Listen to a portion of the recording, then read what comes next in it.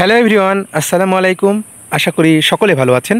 আজকে মালদ্বীপ work permit visa নিয়ে কথা বলবো এবং অনেকেরই একটা প্রশ্ন বর্তমান সময়ে মালদ্বীপে ওয়ার্ক পারমিট ভিসা চালু আছে কি না। ফাইনালি আমরা একটা ওয়ার্ক পারমিট পেয়েছি এবং ভিসাও পেয়েছি হাতে।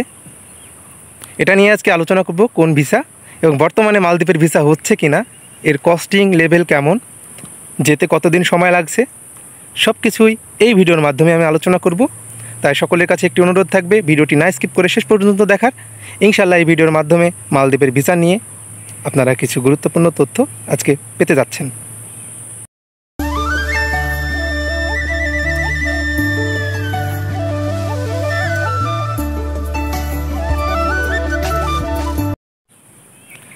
সো এভরিওয়ান, আপনারা আমার স্ক্রিনের উপরে লক্ষ্য করলে দেখতে পাচ্ছেন একটি ভিসা, অর্থাৎ এটা হচ্ছে মালদ্বীপের ওয়ার্ক পারমিট ভিসা এবং এই ভিসাটি হচ্ছে সিটি বেকারি, অর্থাৎ মালদ্বীপের স্বনামধন্য একটি কোম্পানি।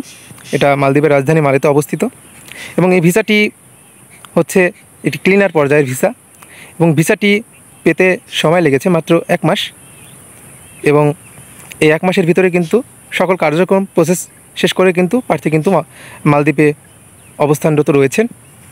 এবং এই ভিসাটিতে অর্থাৎ বেতন উল্লেখ করা আছে, আপনারা সকলে দেখতে পারবেন। এই ভিসাটিতে বেতন উল্লেখ করা রয়েছে $300 মতো, অর্থাৎ এর মধ্যে হেলথ ইন্স্যুরেন্স রয়েছে। এবং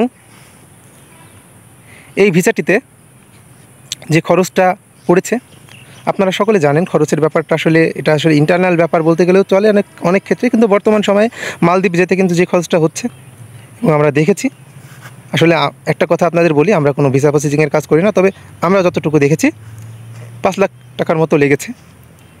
এটা রিলেটিভের ক্ষেত্রেও লাগছে, আবার রিক্রুটিং এজেন্সির ক্ষেত্রেও লাগছে। আসলে এত কেন লাগছে এটা আমরা আসলে কোনো তথ্য পাইনি। এটা আমারও একটা প্রশ্ন যে এত টাকা কেন লাগছে, যেহেতু $300 মতো বেতন, বাংলাদেশি টাকা যা কনভার্ট করলে আসে 36,000-এর মতো, এমন একটা টাকা। তবে এখানে একটা সুযোগ সুবিধা রয়েছে, সেটা হচ্ছে ভিসা 2 বছরের নবায়নযোগ্য এবং থাকা খাওয়া টোটালি কোম্পানির বহন করবে এবং 2 বছর পর যে আপনার আসা যাওয়ার যে এয়ার টিকিট এটাও কোম্পানি বহন করবে। এটা হচ্ছে প্লাস পয়েন্ট। তবে যে এই যে 5 লাখ টাকাটা লাগছে, আসলে একটা বিষয় লক্ষ্য করেন যে বাংলাদেশের যে মধ্যবিত্ত, সকলেই মধ্যবিত্ত, তবে এই মধ্যবিত্ত ফ্যামিলি থেকে অনেকে যাচ্ছে এবং আসলে 5 লাখ টাকাটা আসলে অনেক ওভার হয়ে যাচ্ছে যেহেতু মালদ্বীপের জন্য। সো এই ভিসাটির কস্টিং এমনই, এবং যারা হোটেল রেস্টুরেন্ট এবং উচ্চ পর্যায়ে ভিসা যাচ্ছে এর থেকে অনেক টাকা লাগছে, আসলে আমরা দেখছি। সো আপনারা যারা প্রশ্ন করেছিলেন যে মালদ্বীপের ভিসা বর্তমানে খোলা আছে কি না, দেখে নিলেন যে বর্তমানে ভিসা হচ্ছে এবং সকল পর্যায়ের ভিসায় কিন্তু মালদ্বীপের উঠতেছে এবং হচ্ছে। সো মালদ্বীপ নিয়ে যদি কোনো প্রশ্ন থাকে অবশ্যই কমেন্ট করে জানাবেন। ইনশাআল্লাহ আপনাদের কমেন্টে রিপ্লাই দেওয়ার চেষ্টা করব এবং আরও বিভিন্ন তথ্য আছে যেগুলো আসলে এক ভিডিওর মাধ্যমে বলা সম্ভব না, অবশ্যই আপনাদের জানানোর চেষ্টা করব। সো আজকে এই পর্যন্ত, সকলে ভালো থাকবেন, সুস্থ থাকবেন।